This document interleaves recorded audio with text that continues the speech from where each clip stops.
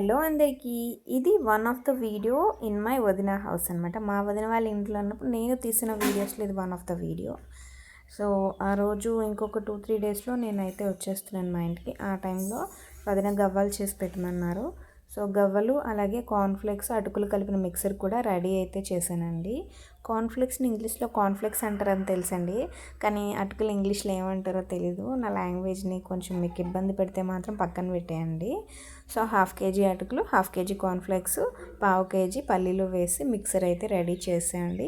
Almost అందరికీ తెలిసిందే కదండి, ఇందులో పెద్ద వెరైటీ ఉండదు. ఉప్పు కారం వేస్తాము, పల్లీలు వేయించేస్తాం, కార్న్ఫ్లేక్స్ అటుకులు కూడా వేయించేసి ఉప్పు కారం కలిపేసి పల్లీలు కూడా వేయించేసి నీట్గా మొత్తం అంతా మిక్స్ చేసేసుకోవడమే. ఆ రోజు మేము చేసింది ఏంటి అంటే 2 కేజెస్ గవ్వలన్నమాట. 2 కేజెస్ ఆఫ్ మైదాతో చేసాము. అలాగే మిక్సర్ కూడా దాదాపు ఒక 2 కేజెస్ ఉంటుంది. అలాగే ఆ రోజు ఇంకొక వెరైటీ ఏంటంటే 2 స్వీట్లు ఒక హాట్ అనమాట. అంటే సెకండ్ స్వీట్ వచ్చేసి gulab jamun, one of my favourite dish. So మొత్తానికి కంప్లీట్ అయిపోయింది. యమ్మీ యమ్మీగా గులాబ్ జామ్ అయితే తినేస్తున్నాను నేనైతే. చూడండి బ్యూటిఫుల్గా ఉన్నాయి కదా. సో ఇదండి నా వంటలు. నచ్చితే నా వీడియోని లైక్ చేసి, షేర్ చేసి, సబ్స్క్రైబ్ చేయండి.